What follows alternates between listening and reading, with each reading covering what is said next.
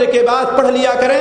البتہ وہ لوگ جن کی یہ عادت ہے کہ ہاں وہ اشراق کی نماز پڑھا کرتے ہیں، جن کی یہ عادت ہے کہ وہ اشراق کی نماز پڑھا کرتے ہیں، تو ٹھیک ہے، ان کے لیے ہے کہ وہ اپنا طلوع فجر کے بعد بھی، طلوع شمس کے بعد بھی پڑھ سکتے ہیں. سو کر کے سونے کے بعد پڑھیں گے، سونے وغیرہ کوئی شرط نہیں، فجر کے بعد سونا ہی کہاں ہے.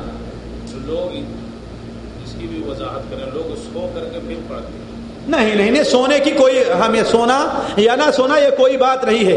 مسئلہ یہ ہے کہ اسے پڑھنا ہے. اب اگر کوئی سونے کی عادت ہے بھائی، تو یہ نہیں کہ اس کے لیے جاگتا رہے، یہ بھی کوئی مسئلہ نہیں ہے. ٹھیک ہے، اگر جو ہے وہ ایک آدھ گھنٹے سو کر کے اٹھنا چاہتا طلوع فجر کے بعد، یہ نہیں ہے کہ ہاں وہ دوپہر تک سوتا رہے، جب دوپہر کو اٹھے گا تو پڑھ لے گا، ایسی بات نہیں ہے. اگر جو ہے وہ فجر کے بعد سونے کی عادت ہے، جیسے ڈیوٹی جانے سے پہلے 7 ساڑھے 7 بجے 1 گھنٹہ، تو ٹھیک ہے، سو کر کے اٹھے گا تو پڑھ لے گا. لیکن یہ ہے کہ سونے سے اس سنت کا کوئی تعلق نہیں ہے، سونے یا سونے سے اس کا کوئی دخل نہیں ہے. اصل یہ ہے کہ اسے پڑھنا ہے، اسے پڑھنا ہے. فجر کے بعد پڑھ لیں، طلوع شمس سورج طلوع ہونے کے بعد پڑھ لیں، جب جی کہے اس کو پڑھ لیں، لیکن چھوڑے نہیں اس کو. اور بھائیوں کو کوئی سوال ہے؟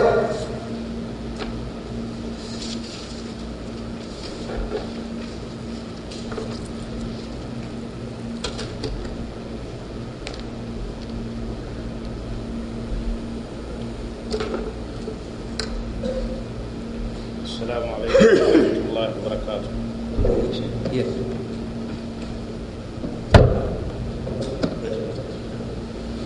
حاضروں مسلمین اما بعد،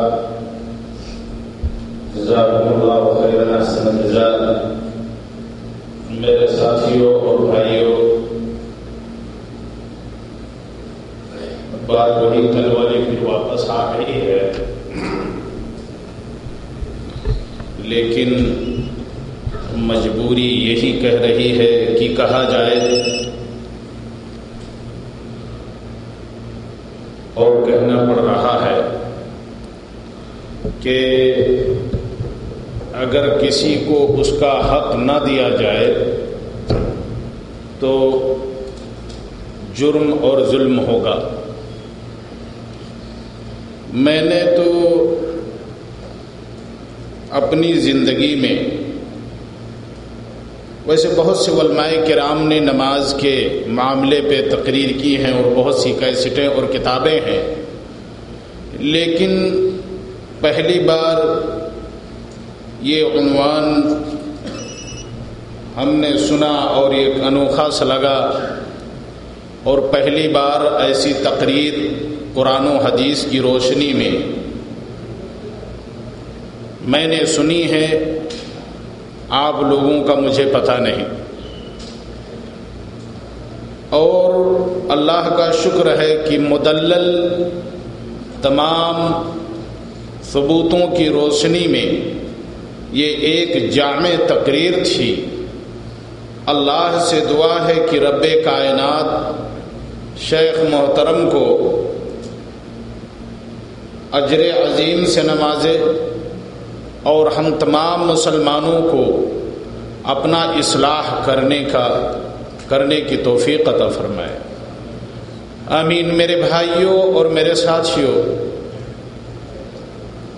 اگر ایسی تقریروں کے باوجود ہم اپنا اصلاح نہ کر پائیں تو واللہ ثم واللہ صرف اور صرف ہمارے لیے بربادی ہے اور کچھ نہیں ہے. میں اور کچھ زیادہ نہ کہتے ہوئے یہی کہوں گا کہ اپنا اصلاح کر لیں. یہ کسی جماعت کے مضبوط کرنے کی تقریر نہیں تھی، یہ کسی مسلک کی مضبوط کرنے کی تقریر نہیں تھی، یہ اللہ تبارک و تعالیٰ کے عبادت کے معاملے پہ، نماز کے مسئلے پہ تقریر تھی.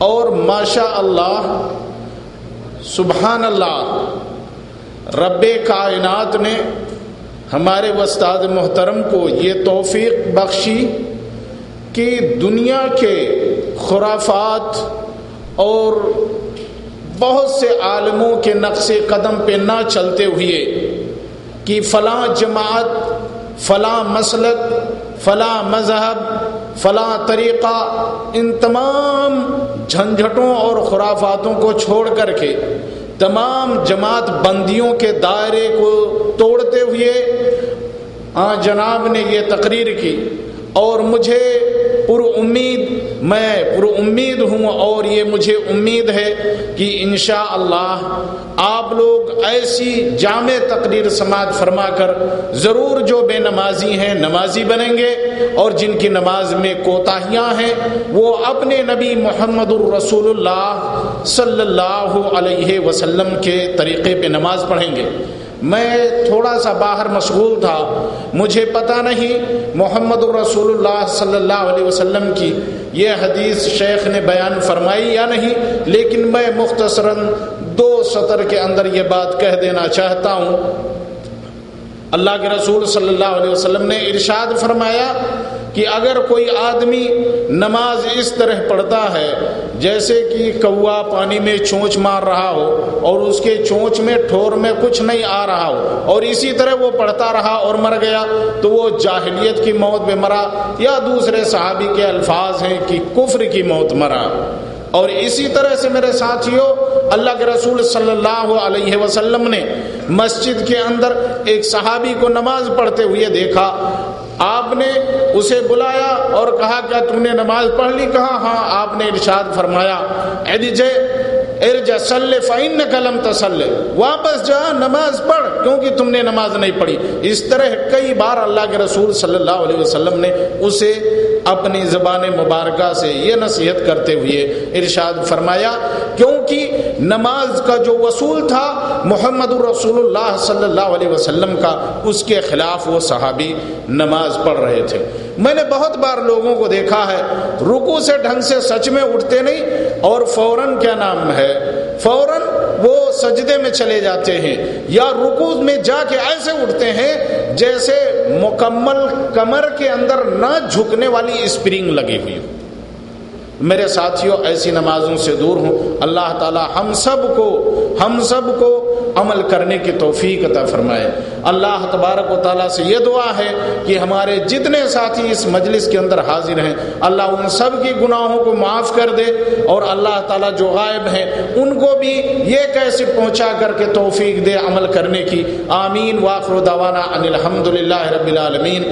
آپ حضرات اگر اس طرح سے دلچسپی لیتے رہے انشاءاللہ ہم بار بار اپنے استاد محترم کو یہاں پہ نائریہ کے اندر دعوت دیتے رہیں گے انشاءاللہ باذن اللہ۔ آپ حضرات کے ضیافت کا انتظام کیا گیا ہے، آپ لوگ